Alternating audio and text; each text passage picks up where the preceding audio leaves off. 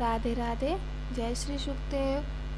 आइए आज हम एक संत के संगत की महिमा का श्रवण करते हैं।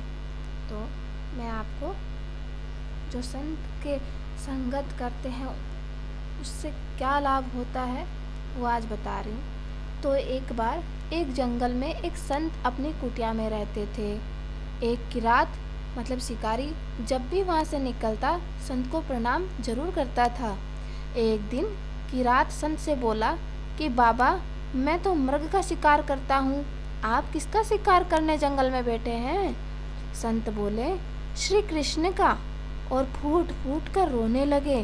किरात बोला अरे बाबा रोते क्यों हो, मुझे बताओ वो दिखता कैसा है, मैं पकड़ के लाऊंगा उसको। संत भगवान ने कहा वह मनोहरी स्वरूप वर्णन कर दिया कि वो सांवला सलोना है, मोर पंख लगाता है, बांसुरी बजाता है। किरात बोला बाबा जब तक आपका शिकार पकड़ नहीं लाता पानी भी नहीं पीऊंगा। फिर वो एक जगह जाल बिछा कर बैठ गया। 3 दिन बीत गए प्रतीक्षा करते करते। दयालु ठाकुर को दया आ गई। वो भला दूर कहाँ है, बांसुरी बजाते आ गए और खुद ही जाल में फंस गए। किरात तो उनकी भुवन मोहिनी छवि के जाल में खुद फंस गया और एक टक श्याम सुंदर को निहारते हुए अश्रु बहाने लगा। जब कुछ चेतना हुई तो बाबा का स्मरण आया और जोर जोर से चिल्लाने लगा शिकार मिल गया, शिकार मिल गया, शिकार मिल गया।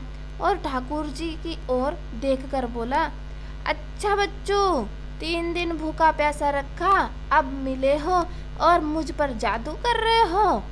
कृष्ण उसके भोलेपन पर रीझे जा रहे थे एवं मंद मंद मुस्का लिए उसे देखे जा रहे थे। किरात कृष्ण को शिकार की भांति अपने कंधे पे डालकर और संत के पास ले आया। बाबा आपका शिकार लाया हूँ। बाबा ने जब ये दृश्य देखा तो क्या देखते हैं, किरात के कंधे पे श्री कृष्ण है और जाल में से मुस्कुरा रहे हैं। अब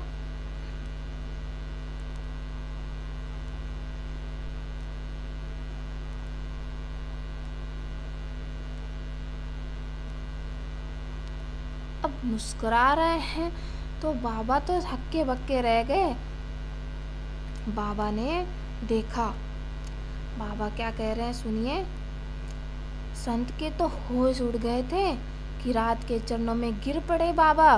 फिर ठाकुर जी से कातर वाणी में बोले हे नाथ मैंने बचपन से अब तक इतने प्रयत्न किए, आपको अपना बनाने के लिए घर बार छोड़ा, इतना भजन किया, आप नहीं मिले और इसे 3 दिन में ही मिल गए। भगवान बोले इसका तुम्हारे प्रति निश्चल प्रेम व कहे हुए वचनों पर दृढ़ विश्वास से मैं रीझ गया हूँ। मुझसे इसके समीप आए बिना रहा नहीं गया। भगवान तो भक्तों के संतों के अधीन ही होते हैं। बाबा से भगवान ने कहा जिस पर संतों की कृपा दृष्टि हो जाए उसे तत्काल अपनी सुखद शरण प्रदान करते हैं। किरात तो जानता भी नहीं था कि भगवान कौन है। इतने निश्चल थे किरात जो शिकारी थे, वो इतने निश्चल थे कि उनको ये नहीं पता था कि भगवान कौन है, वो कैसे दिखते, वो कैसे हैं। पर संत को रोज प्रणाम करता था। संत प्रणाम और दर्शन का फल ये है कि 3 दिन में ही ठाकुर मिल गए और यही होता है संत की संगति का परिणाम। तो आप भी संत की संगत कीजिए, संतों की संगत कीजिए, जिससे हमें भी भगवान के दर्शन हो, हमें भी भगवान की भक्ति प्राप्त हो। इसी प्रकार आज की कथा का यही विराम होता है। जय श्री राधे, जय श्री सुखदेव।